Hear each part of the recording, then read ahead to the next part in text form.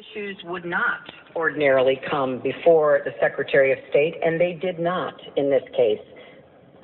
As Secretary, I was committed to taking aggressive measures to ensure our personnel and facilities were as safe as possible.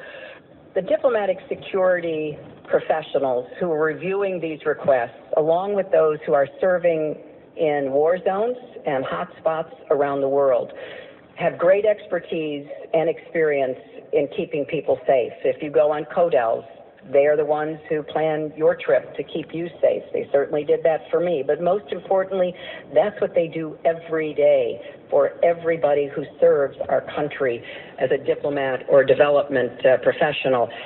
And I was not going to second guess them. I was not going to substitute my judgment, which is not based on experience that they have in keeping people safe for theirs. And the changes that were recommended by the Accountability Review Board are ones that we thought made sense and began quickly to implement.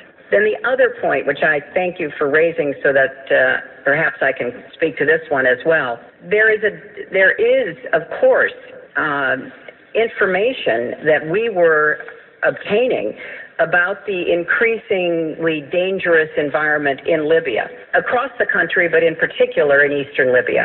And we were aware of that, and we were certainly taking that into account.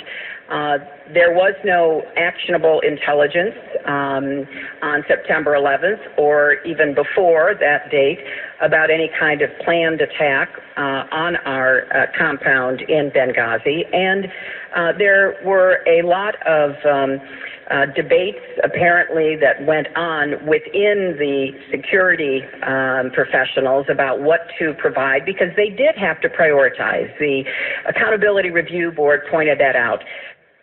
Gentleman from California yields back. I'm going to address a couple of things that he said and then recognize myself. Because he invoked the family members of the four, Madam Secretary, and partially this will be for your benefit also, but I want to specifically address the family members that are here. There is no theory of the prosecution, Mr. Schiff, because there is no prosecution.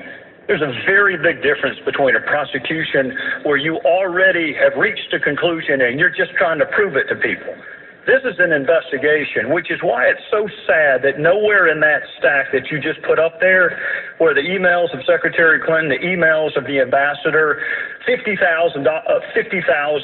pages worth of documents, eyewitnesses, that's the real tragedy. To the family and the friends, when you're told that there have been 7 previous investigations in an ARV, you should immediately ask, why did you miss so many witnesses? Why did you miss so many documents? This is not a prosecution, Mr. Schiff. You and I are both familiar with them. I've reached no conclusions, and I would advise you to not reach any conclusions either until we reach the end. There are 20 more witnesses. So I'll agree not to reach any conclusions if you'll do the same. The type of